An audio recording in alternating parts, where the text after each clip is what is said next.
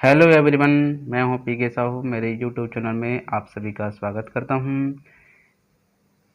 मित्रों, हमने पिछले वीडियो में क्वेश्चन नंबर 10 तक के बाल विकास एवं शिक्षा शास्त्र से संबंधित क्वेश्चन देखे थे और मुझे बहुत अच्छा लगा कि कम से कम 2 लोगों ने रिस्पॉन्स किया कि मैंने 11 नंबर का मतलब 11वें नंबर का क्वेश्चन को एक क्वेश्चन ग्रुप में दे दिया था। इसका आप मुझे बताइएगा कि किस मनोवैज्ञानिक के अनुसार विकास एक सतत एवं धीमी प्रक्रिया है, ऐसा उन्होंने कहा है।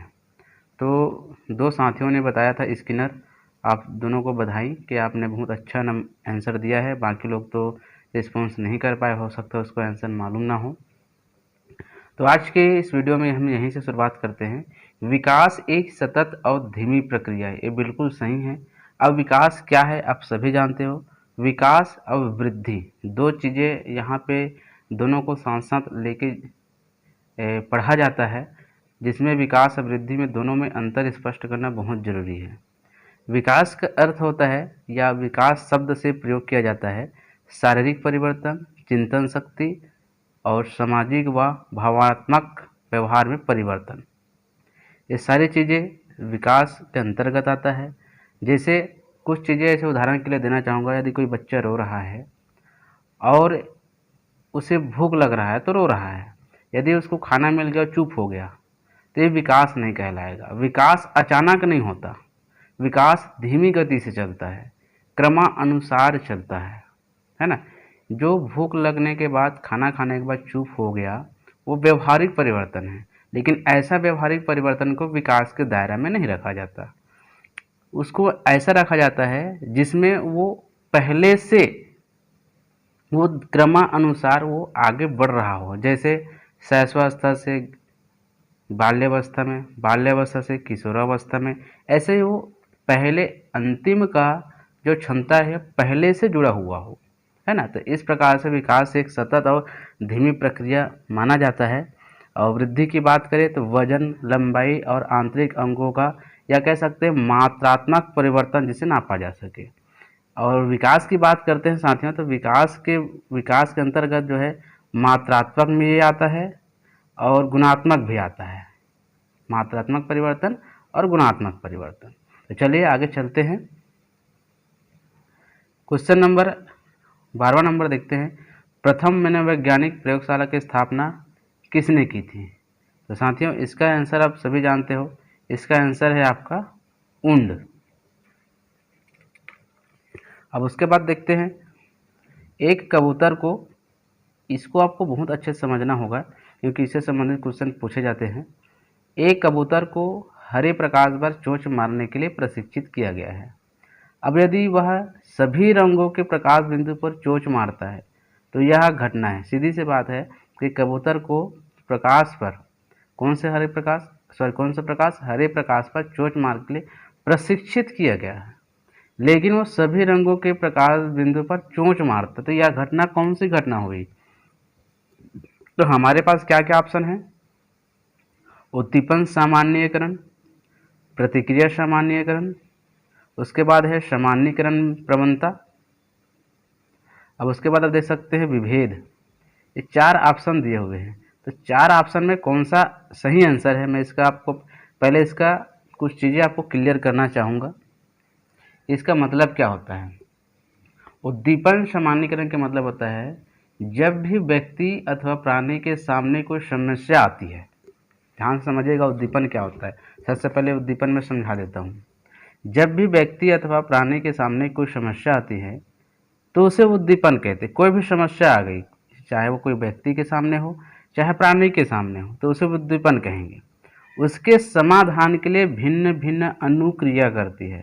व्यक्ति या प्राणी उस अनुक्रिया को करते करते उस समस्या का समाधान प्रस्तुत करता है ना। तो यहाँ पर देखिए हरे प्रकाश पे चोंच मारने के लिए प्रशिक्षित किया गया था। अब उसके सामने ये समस्या आती है कि बहुत सारे रंग हैं। तो अब क्या कर रहे हैं, वो व्यक्ति या प्राणी द्वारा उन अनुक्रिया को करते करते समस्या का क्या कर रहा है, समाधान प्रस्तुत कर रहा है। अब आता है सामान्यीकरण। ये तो उद्दीपन हो गया। अब आता है सामान्यीकरण का मतलब क्या होता है। व्यक्ति अपने समझ व्यक्ति अपने समक्ष उपस्थित विभिन्न वस्तुओं का सबसे पहले निरीक्षण करता है। जैसे आपके पास यहाँ पे कबूतर जो है उसके सामने जो भी वस्तु है उसका निरीक्षण किया। अब उसके बाद कहते हैं असमानता के आधार पर उन्हें एक वर्ग में रखता है। अब पहले तो निरीक्षण किया, फिर उसको असमानता दिखा, उसके बाद वो एक वर्ग में रख रहा है। यह वस्तु के सामान्यीकरण की प्रक्रिया कहलाती है। मतलब उद्दीपन से उसको समस्या आई, उसके बाद क्या किया उन्होंने, जो भी उसको असमानता दिखी उसको एक वर्ग में चोंच मारते गया। ठीक, ये तो हो गया पहला। दूसरा, प्रतिक्रिया सामान्यीकरण। अब मनोविज्ञान के अंतर्गत प्रतिक्रिया रिस्पॉन्स। अब रिस्पॉन्स किसे कहेंगे आप सभी जानते हो, किसी पर अपना जवाब देना या उनके अनुसार रिस्पॉन्स करना, ये रिस्पॉन्स होता है। या बोल सकते हो प्रतिक्रिया, अनुक्रिया, है ना, कि कोई भी चीज़ें किसी को सिखा रहे हो तो उसके प्रति वो क्या करेगा, आपके पास प्रतिक्रिया देगा। और सामान्यीकरण तो समझ में आ गया आपको। अब आता है विभेद। अब विभेद क्या होता है, अब सिंपल सी भाषा में देखें तो विभेद का मतलब होता है टुकड़ों में बांटना, अलग अलग करना। लेकिन इसी को हम मनोविज्ञान के अंतर्गत देखें तो समान न होने की अवस्था या भाव, वस्तुओं में अंतर, फर्क, विभिन्नता आदि, ये विभेद के अंतर्गत आता है। तो साथियों, यहाँ पे आपको क्या समझ में आया कि एक कबूतर पर हरे प्रकाश पर चोंच मारने के लिए प्रशिक्षित किया गया था। उन्होंने उसके सामने एक समस्या आई और उस समस्या को उन्होंने क्या किया, असमानता के आधार पर एक वर्ग में रखना चाहा, चोंच मारना चाहा। तो हमारा आंसर हो जाएगा ऑप्शन नंबर ए। और देखते हैं आगे, व्यक्तित्व विकास की अवस्था। इसमें हमारे पास 4 ऑप्शन दिया है, अधिगम एवं वृद्धि, व्यक्तिगत अध्ययन, अब उपचारात्मक अध्ययन। तो सबसे पहले आपको ये समझना होगा कि अधिगम एवं वृद्धि, या सबसे पहले आपको समझना होगा व्यक्तित्व होता क्या है। व्यक्तित्व हम किसे कहेंगे, तो मनोवैज्ञानिकों के कथन अनुसार हम देखते हैं व्यक्ति मानव के गुणों, याद रखिएगा व्यक्तित्व मतलब क्या होता है, व्यक्ति मानव के गुणों, लक्षणों, क्षमताओं, विशेषताओं आदि की समायोजित संगठित इकाई है। यदि कोई व्यक्ति में यह व्यक्तित्व मानव के गुण हैं, कोई भी गुण उसमें पाया जाता है, उसमें कुछ लक्षण होंगे, उनके कुछ क्षमताएं होंगे, विशेषताएं होंगे आदि को यदि सम्मिलित कर दिया जाए तो वह उसका व्यक्तित्व बन जाता है, उसकी स्वतंत्रता बन जाती है। वो हम बोलते हैं हमारा व्यक्तिगत मामला है, या इस प्रकार से ये उसके व्यक्तित्व झलकता है। ठीक है, उसी प्रकार से विंग तथा हंड के अनुसार देखें, किसी व्यक्ति के समस्त व्यवहार, प्रतिमानों और उसकी विशेषताओं का योग ही उसका व्यक्तित्व है। यहाँ भी वही कह रहा है। अब उसके बाद हम देखते हैं इसमें आंसर क्या होगा। तो साथियों, व्यक्तित्व में कोई भी क्षमता हो, गुण हो, लक्षण हो, वो कौन बताएगा, बताइए। यहाँ पे अधिगम यानी सीखना, लर्न बाई। अब ग्रोथ मतलब वृद्धि, अब उसमें कुछ चीज़ें वृद्धि होगी, तो दोनों यहाँ पे हमको दिखाई दे रहा है। उसके व्यक्तिगत अध्ययन में बाकी चीज़ें हम नहीं देख सकते। उसी प्रकार से उपचारात्मक अध्ययन में क्या हो जाएगा, अब उपचारात्मक में कोई भी चीज़ें नहीं होती है, उनको फिर से सिखाया जाता है, समझाया जाता है, या किसी चीज़ को उसमें कौशल विकसित किया जाता है, उससे हम उपचारात्मक अध्ययन के अंतर्गत देखते हैं। तो व्यक्तित्व विकास की जो अवस्था होगी वो क्या होगी, अधिगम एवं वृद्धि होगी।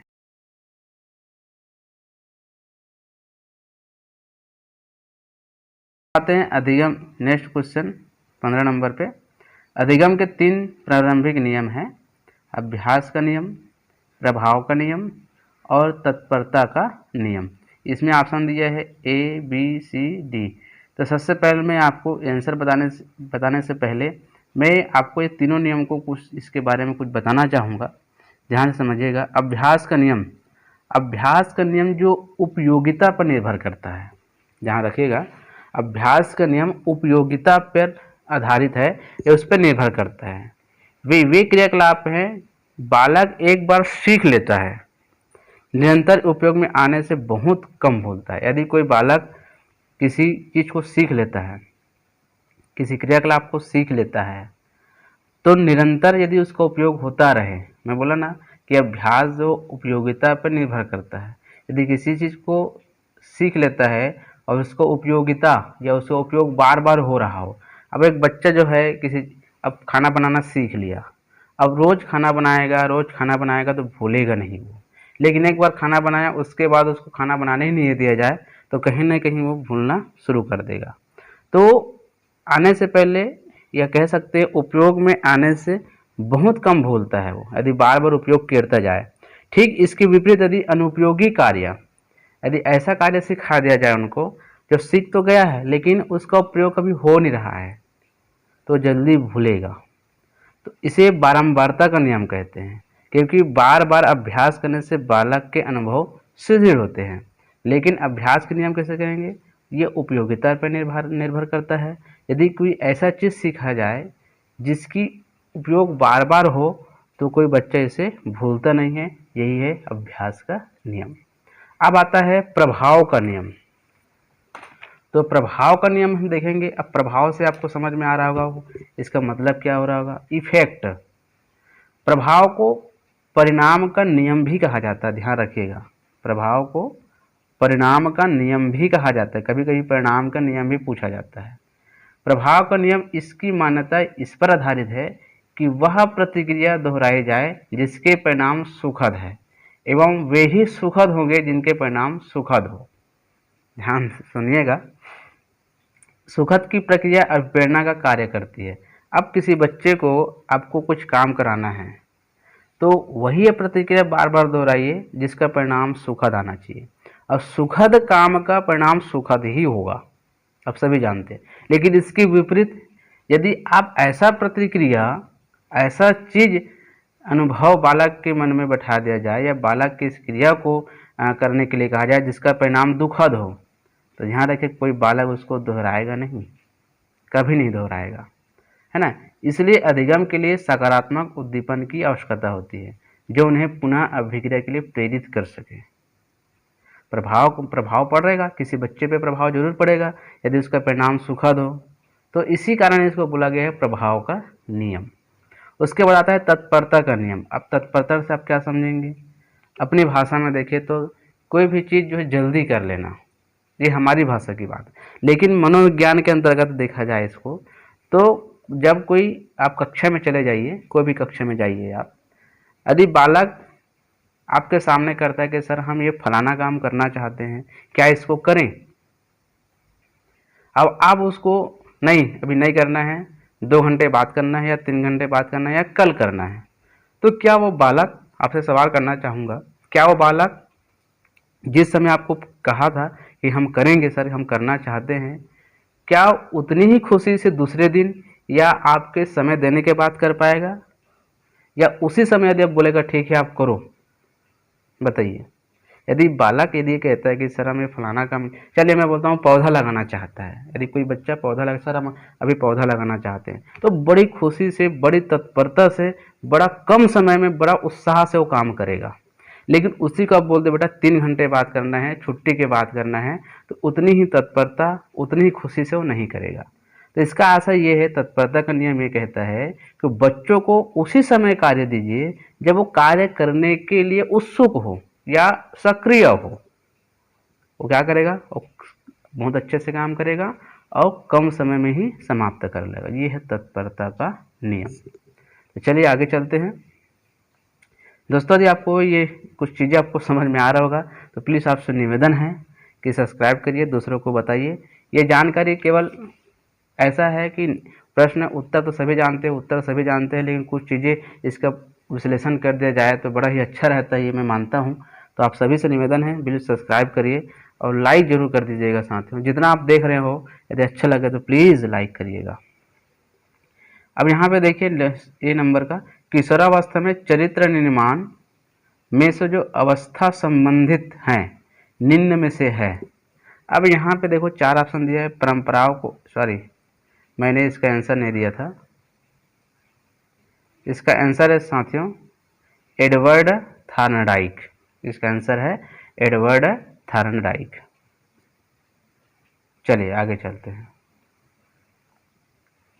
यहाँ पे देखिए ऑप्शन नंबर ए, परंपराओं को धारण करने की अवस्था, आधारहीन आत्म चेतना अवस्था, आधार युक्त आत्म चेतना अवस्था या स्वकेंद्रित अवस्था। तो आपको इसको समझना है, तो कैसे समझेंगे आप? किशोर अवस्था में चरित्र निर्माण। किशोर अवस्था को जानते हो आप, तनाव और तूफान की अवस्था कहा जाता है। इसमें संवेग इतना जल्दी जल्दी परिवर्तन होता है, इतना जल्दी समाप्त होता है, उतना ही जल्दी समाप्त हो जाता है।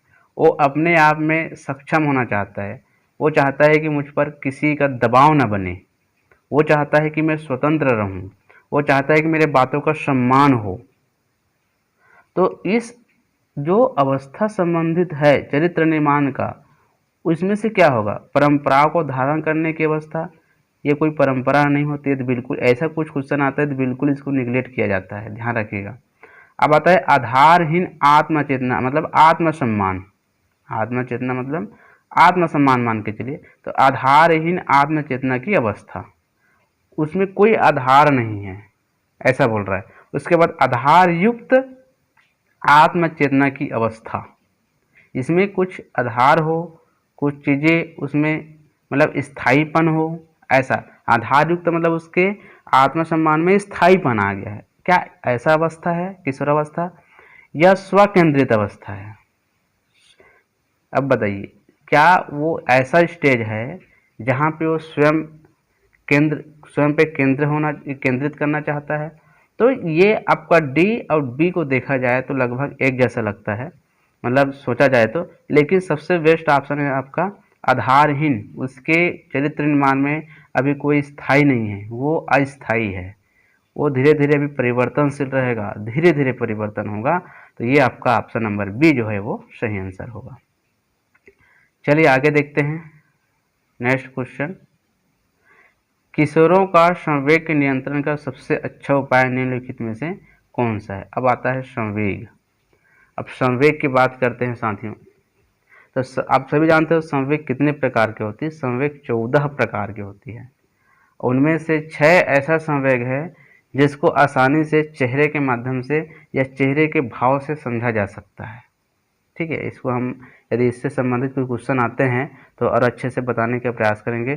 सबसे पहले हम देखते हैं युक्तिकरण।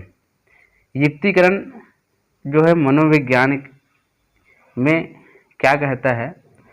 विवाद, यदि कोई झगड़ा हो रहा है, विवाद हो रहा है, या उसके विवादास्पद व्यवहार हो, या भावनाओं को जायज और एक उचित रूप में तर्क संगत या तार्किक ढंग से सही स्पष्टीकरण से बचने के लिए समझाया जाता है। किसी बच्चे में संवेग है, चलो क्रोध आ गया या भय हो गया या कुछ और हो रहा है, सारी चीज़ें किशोरों में एक संवेग 14 प्रकार के संवेग जो होती है, भय, घृणा, है ना, ये सारी चीज़ें आती है, डर, प्रेम, बहुत सारे ऐसे संवेग आती है। उनमें से कुछ एक संवेग की बात करें तो यदि कोई वहाँ पे ऐसा है कि विवाद की स्थिति आ गई है, उनके भावनाओं को जो किसकी भावना, किशोर के भावनाओं को जायज और एक उचित रूप में तर्क संगत या तार्किक ढंग से सही स्पष्टीकरण से बचने के लिए समझाया जाता है, या कह सकते हैं उसकी झूठी सराहनीय या प्रशंसनीय जानबूझकर, झूठे नहीं बोल सकते, लेकिन उसकी सराहनीय और प्रशंसनीय जानबूझकर किया जाता है, तो ही जाके उसका नियंत्रण किया जा सकता है। और यदि वहाँ पे आप उसको नियंत्रण में लाना है नहीं है, अब उसका आप जो है दबाव बनाना शुरू कर दिए, नहीं ऐसा नहीं होता, ऐसा होता है, या सही सही बताना शुरू कर दिए, तो हो सकता है उसका जो संवेग हो नियंत्रण में नहीं आएगा, है ना। ये युक्तिकरण का मतलब है, ये युक्तिकरण का मतलब ये होता है। अब आता है प्रक्षेपण। प्रक्षेपण मतलब होता है फेंकना। यदि हम मनोविज्ञान के भाषा में देखें, विज्ञान सिगमंड और फ्रायड जो है 1849 में इन्होंने यह कहा था कि यह वह क्रिया है जिसमें प्रत्येक व्यक्ति अपने विचारों, भावनाओं, इच्छाओं, संवेगों आदि का अन्य व्यक्ति या बाह्य जगत के माध्यम से सुरक्षात्मक रूप प्रस्तुत करता है। मतलब प्रक्षेपण के माध्यम से, मतलब संवेग की बात करें तो ये ऐसा क्रिया है जिसमें ये अन्य व्यक्ति या बाह्य जगत के माध्यम से सुरक्षात्मक रूप प्रस्तुत करेगा, अपने आप में एक सुरक्षा महसूस करेगा, है ना। उसके बाद शोधन की बात करते हैं। अब शोधन में क्या है? अब शोधन को भी मनोविज्ञान के तर्क में देखते हैं। शोधन अचेत मन की वह मानसिक प्रक्रिया है, अचेत, चेतना नहीं, अचेत, बेहोशी, आप बेहोश बोल सकते हो उसको, है ना। वह मानसिक प्रक्रिया है जिसके अंदर व्यक्ति की मूल प्रवृत्त्यात्मक है, जो प्रवृत्ति है, उनकी जो शक्ति है, वो संवेगात्मक शक्ति, इच्छाएं हैं या आवश्यकताएं आदि को ऐसे कृत्रिम पक्ष की तरफ मोड़ दिया जाता है जिससे समाज की स्वीकृति प्राप्त हो। ये शोधन का मतलब होता है। मतलब किसी व्यक्ति में यदि कोई संवेग है, कोई शक्ति या इच्छाएं हैं या आवश्यकताएं हैं, तो उनके तरफ, उनके पक्ष में ऐसा मोड़ा जाएगा कि उसको समाज में स्वीकार कर लिया जाए या समाज स्वीकार कर लिया जाए, इस तरफ उसको मोड़ दिया जाए। ये होता है शोधन। अब दमन की बात करते हैं। दमन से आपको लग रहा होगा दबाव डालना या उसकी इच्छाओं को दबा डालना। तो देखते हैं मनोविज्ञान के अंतर्गत इसे क्या बोला जाता है। दमन एक व्यक्ति की इच्छाओं और आवेगों को किसी की चेतना से बाहर करके और बेहोशी में उन्हें छेड़छाड़ करके उन्हें छोड़कर आनंददायक प्रवृत्ति की ओर निर्देशित करने का मनोवैज्ञानिक प्रयास है।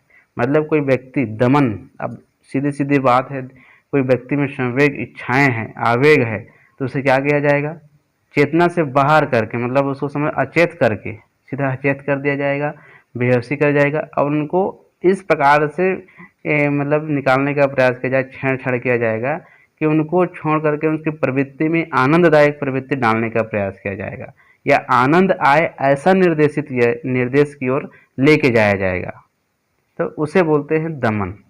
तो इसमें आपको सबसे बेहतर कौन सा लगा, तो साथियों इसका आंसर है आपका शोधन। शोधन में क्या किया जा रहा है आपको पता है कि शोधन में ये किया जा रहा है कि उनकी ऐसा चीजें या उनको ऐसे और उसको क्या किया जाएगा, मोड़ दिया जाएगा कि उसको समाज में स्वीकार कर लिया जाएगा या समाज स्वीकृत किया जाता है, ऐसे ही और उसको मोड़ने का प्रयास किया जाएगा। तो क्यों लोगों को समाज में रहना है, समाज में रहकर ही जुड़ाव रखना है, उसी में ही विकास और वृद्धि होती है। सभी जो है हमारे समाज में रहकर ही आगे बढ़ते हैं। तो ये आपका शोधन जो है आपका सही आंसर है। सभी का देखा जाए तो एक ही जैसा इसका नियंत्रण होना, लेकिन यहाँ पे उसमें सबसे अच्छा उपाय पूछा गया है। नियंत्रण का सबसे अच्छा उपाय तो सभी ठीक है, लेकिन सबसे अच्छा उपाय क्या होगा, शोधन होगा। आगे देखते हैं शैक्षिक समरूपता। तो साथ ही इसको विलोपित कर दिया गया है क्योंकि मौलिक अधिकार और यहाँ पे कई कानूनी अधिकार एक जैसा उत्तर बन जाता है इसका, तो इसके अनुसार देखा जाए तो ये विलोपित कर दिया गया है। अब देखते हैं लास्ट क्वेश्चन, भावनाओं की अभिव्यक्ति की जाती है। जो हमारे भाव है, कोई बालक यदि भाव अपना अभिव्यक्त किया जाएगा, उसको इमोशन को अपना भूलना चाहेगा तो कैसे करेगा, भाषा के द्वारा, हाव भाव के द्वारा, चेहरे की भाव अभिव्यक्ति द्वारा या इनमें से सभी। सीधी सी बात है, सभी बच्चे जो है या कोई भी हो, यदि भाषा जानता हो तो भाषा के अनुसार, यदि भाषा नहीं जानता है तो हाव भाव के अनुसार, यदि हाव भाव नहीं कर पाते हैं तो चेहरे के भाव से ही पता चल जाता है जो क्या कहना चाह रहा है या क्या करना चाह रहा है। जो कह सकते हैं इनमें से सभी इसका सही आंसर है। लास्ट क्वेश्चन देखते हैं साथियों, किसी विषय के शिक्षण के संदर्भ में एक इकाई का अर्थ है। शिक्षण, आप शिक्षण कर रहे हो, उसके संदर्भ में देखा जाए तो एक इकाई का मतलब क्या होगा। पाठ योजना का एक भाग जैसे नियत कार्य की भूमिका। पाठ योजना सभी जानते हो, पाठ योजना क्या है, पूर्व तैयारी होती है, पाठ पढ़ाने के पहले सब योजनाएं बनाई जाती है, तो वो उसकी भूमिका को बोल रहे हैं। काल अवधि में शिक्षक द्वारा पढ़ाया गया भाग, काल अवधि कितनी होती है, 40 मिनट का एक काल अवधि होती है ना। तो इसमें पढ़ाया गया भाग को हम क्या कहेंगे, क्या एक इकाई का अर्थ होगा। 80 नंबर, एक प्रकरण जिसे पूरा करने के लिए कुछ पाठों की आवश्यकता हो सकती है। तो साथ ही यहाँ पे देखिए ए नंबर का देखें तो पाठ योजना का एक भाग जैसे नियत, पाठ योजना में जरूरी नहीं है कि आप जो है पूरा एक इकाई को सम्मिलित कर सकें। वो धीरे धीरे, यदि किसी पाठ को पढ़ाना है तो आपका 4 कालखंड भी हो सकता है, 5 कालखंड भी हो सकता है, 6 कालखंड भी हो सकता है, यहाँ तक कि 15 कालखंड भी हो सकता है ना। तो एक भाग पूछा गया है, एक भाग, तो एक भाग को हम इकाई नहीं बोल सकते। काल अवधि ये भी नहीं हो सकता, एक 40 मिनट में कोई हो नहीं। तो सबसे बेस्ट ऑप्शन है आपका एक प्रकरण, जिसे पूरा करने के लिए कुछ पाठों की आवश्यकता होती है। इकाई के अंदर पूरा पाठ होती है, एक इकाई, जैसे इकाई 1 लिख दिया तो इकाई के अंतर्गत 1, 2, 3 ऐसे ना पाठ में उसको अलग अलग भागों में बांटा जा रहता है। तो ऑप्शन नंबर से इसका सही आंसर है। अब देखते हैं साथियों, ये दोनों क्वेश्चन मैं आपको दे रहा हूँ, कमेंट बॉक्स में इसका आंसर ज़रूर बताइएगा। और यदि आप हमसे जुड़ना चाहते हैं तो मैं डिस्क्रिप्शन बॉक्स में टेलीग्राम का लिंक दे दूंगा, पिछले वीडियो का लिंक दे दूंगा। बहुत सारा ऐसा वीडियो मैंने टेलीग्राम में डाल रखा है, विज्ञान का डाल रखा है, मैथ्स का डाल रखा है, बाल विकास का डाल रखा है, पर्यावरण का डाल रखा है, हिंदी का डाल रखा है, इंग्लिश का, बहुत सारे मैंने कम से कम 55 वीडियो जो है मैंने टेलीग्राम में डाल रखा है। यदि चाहे तो वहाँ से आप देख सकते हैं, और बहुत ही काम का है वो। आप देखेंगे तो प्रत्येक वीडियो से एक क्वेश्चन बिल्कुल आपको ऐसा नज़र आएगा जो आपका सीजीटेट या सीजीटेट में बिल्कुल और शिक्षक और सहायक शिक्षक में आने लायक जरूर लगेगा। तो साथियों आज की वीडियो में इतना ही। Thank you.